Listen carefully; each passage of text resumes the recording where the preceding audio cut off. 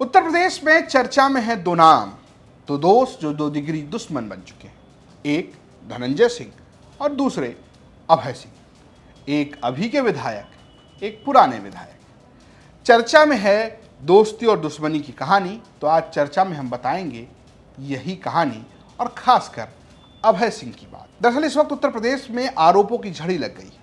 अभय सिंह कहते हैं कि धनंजय मुख्तार का आदमी था, गुड्डू मुस्लिम के साथ घूम रहे थे और महिला दरोगा ने थप्पड़ मार दिया।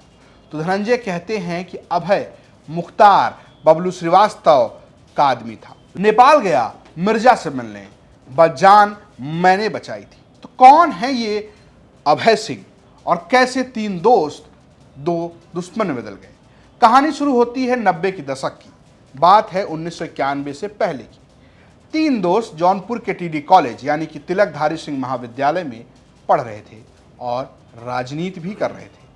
एक अयोध्या में पैदा हुए अभय सिंह, दूसरे जौनपुर के धनंजय सिंह और तीसरे अरुण उपाध्याय। तीनों दोस्त पूर्वांचल से निकलकर अवध गए। तीनों दोस्त लखनऊ पहुंचे और तीनों के दिलो दिमाग में एक ही बात थी कि भैया करनी है राजनीति। धनंजय कहते हैं कि उन्हें पहले आर्मी में जाना था और उसके बाद राजनीति करनी थी। अभय और अरुण को उसी वक्त छात्र नेता बनना था।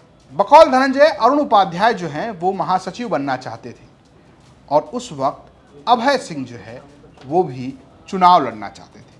अभय सिंह धनंजय सिंह के पास गए और उन्होंने कहा कि मैं चुनाव लड़ना चाहता हूँ। तो धनंजय ने कहा नाम तो अजय का तय हुआ है और अजय ही चुनाव लड़ेंगे, तुम्हें लड़ना है तो तुम उपाध्यक्ष का चुनाव लड़ लो। और इस चुनाव में अरुण उपाध्याय हार गए और कहा जाता है कि यहीं से ये दोस्ती दुश्मनी में बदल गई। अभय सिंह जो कि अयोध्या से निकले, जौनपुर आए, जौनपुर से निकलकर वो लखनऊ पहुंचे। धनंजय की बात माने तो इस वक्त उनका संपर्क बबलू श्रीवास्तव जो कि डॉन कहे जाते थे उनसे हुई और उनके जरिए वो नेपाल गए। और यहीं से एक और कहानी शुरू होती है जो लोग बताते हैं कि बात होती है ठेकों की, क्योंकि ये पूरी जंग जिसको आप बाहुबल कहते हैं वो कहीं ना कहीं ठेकों के इर्द गिर्द घूमता है। ठेकों से आने वाली पैसे और उस पर चलने वाले बिजनेस पे। कहा यह गया कि ये दोनों नेता जो हैं उन्होंने एक किस्म से ठेकेदारियां संभाल ली और ये एक और बड़ी वजह बनी इस लड़ाई की। अभय सिंह 1996 में एक मामले में जेल चले जाते हैं। एक हत्या होती है यूनिवर्सिटी के अंदर में जिसमें अभय सिंह और धनंजय सिंह दोनों के ऊपर मुकदमा दर्ज होता है। धनंजय ये बताते हैं कि वो उस वक्त जौनपुर में थे, उनको जानकारी तक नहीं थी। उन्हें 50,000 का इनामिया घोषित कर दिया जाता है।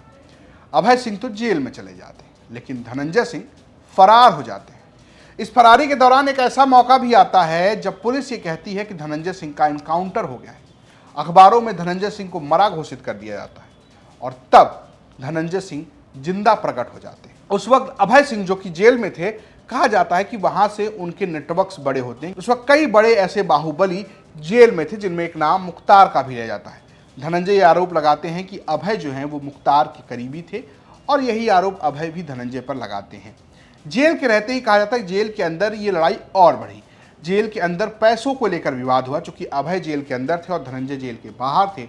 अभय सिंह एक उस वक्त बड़े बाहुबली के तौर पर उभर रहे थे, तो उनको लेकर खूब चर्चा हो रही थी और कहा यह गया कि अभय की सिंह के नाम पर वसूली हुई और उनको पैसा नहीं मिला और ये खूब आगे विषय बनता गया। इस बीच एक हत्या होती है संतोष सिंह। अभय सिंह एक इंटरव्यू में कहते हैं कि हमारे बगल के गांव सराय राशि का रहने वाला लड़का था संतोष सिंह। हमारी पटदारी थी, भयवद्दी थी, हमसे मिलने वाला था। धनंजय ने इन्होंने फोन करके बुलाया और दूसरी पार्टी से पैसा लेकर उसकी हत्या कर दी। इन्होंने हमारे नाम पर उसे बुलाया और हत्या की, हमारे संबंधों को कलंकित करने का काम किया। इन परिस्थितियों में संबंध कैसे रह सकता है? ये वो घटना और है जिसको लेकर कहा जाता है कि ये जो अदावत थी, यानी जो कहीं की एक मनमुटाव था, एक लड़ाई चल रही थी, वो अदावत में बदल गई। और इस अदावत के बीच अभय सिंह तो जेल में ही काट रहे थे, कभी जेल से बाहर आने की कोशिश करते, कभी जेल में। 2002 आता है। 2002 में रारी के विधानसभा चुनाव में धनंजय सिंह चुनाव लड़ते हैं। इस बीच धनंजय चुनाव जीत जाते हैं और रारी से विधायक हो जाते हैं। अभय सिंह विधायक नहीं बन पाते। और इसी बीच जब चुनाव जीतते हैं 4 अक्टूबर 2002 को नदेसर में, यानी बनारस के नदेसर में टकसाल सिनेमा के सामने तड़ातड़ AK-47 की गोलियां चलती हैं। हमला किस पर होता है? हमला होता है धनंजय सिंह पर। धनंजय सिंह और धनंजय सिंह के जो सहयोगी ड्राइवर होते हैं वो इस वक्त मौजूद होते हैं, उनकी पर फायरिंग होती है, उनके एक सहयोगी घायल भी होते हैं। और धनंजय जो FIR लिखाते हैं उसमें मुख्य आरोपी सरगना अभय सिंह का नाम दर्ज होता है। अभय सिंह के ऊपर ये केस अभी भी चल रहा है। मायावती की सरकार आती है, मायावती की सरकार में तमाम जो इस तरीके के बाहुबली कहे जाते हैं उन पर खूब कार्रवाई होती है, जिसमें एक नाम रघुराज प्रताप सिंह राजा भैया का भी। मायावती की सरकार में तमाम इस तरीके के बाहुबली, चाहे वो अभय सिंह हो चाहे वो राजा भैया हो, सब जेल में होते हैं। जब उसके खिलाफ 2012 में मुलायम सिंह यादव एक माहौल बनाते हैं, क्षत्रिय छत्रपों को इकट्ठा करते हैं, तो तमाम जो क्षत्रिय छत्रप हैं, वो चाहे अरविंद सिंह गोप हों, वो चाहे रघुराज प्रताप सिंह राजा भैया हो, चाहे अभय सिंह हो, इन सबको मौका मिलता है। और यही मौका अभय सिंह को मिलता है। अभय सिंह गोसाईगंज से चुनाव लड़ते हैं और उनके सामने होते हैं खब्बू तिवारी। खब्बू तिवारी भी एक इसी किस्म के बाहुबली कहे जाते हैं। खब्बू तिवारी के सामने लड़ते हैं और चुनाव जीतकर पहली बार विधायक बनते हैं। कमाल की बात है कि दो दोस्त जौनपुर से निकले थे लखनऊ में सियासत करने। जब अभय सिंह पहली बार विधायक बनते हैं तब तक धनंजय सिंह 2 बार के विधायक, उनके पिता विधायक और वो 1 बार सांसद, उस वक्त वो खुद सांसद होते हैं। अभय सिंह चुनाव जीतते हैं खब्बू तिवारी के सामने। 2012 से 2017 तक वो विधायक रहते हैं और फिर बारी आती है 2017 की, फिर खब्बू तिवारी की तरफ से चुनाव लड़ा जाता है, फिर अभय सिंह चुनाव हार जाते हैं। फिर बारी आती है 2022 की, 2022 में फिर से अभय सपा की टिकट से लड़ते हैं और इस बार फिर वो खब्बू तिवारी को मात दे देते हैं। इस मात सह की खेल में 2024 से पहले एक बड़ा मोमेंट आता है अभय सिंह के जीवन में। राज्यसभा का चुनाव होता है 2023 में और इस राज्यसभा के चुनाव में समाजवादी पार्टी की तरफ से 3 प्रत्याशी होते हैं। एक जया बच्चन, दूसरे रामजीलाल सुमन और तीसरे आलोक रंजन। इसमें होता यह है कि बगावत हो जाती है और बीजेपी के लिए कई सारे विधायक बागी हो जाते हैं। इस बगावत करने वालों में एक नाम अभय का भी होता है।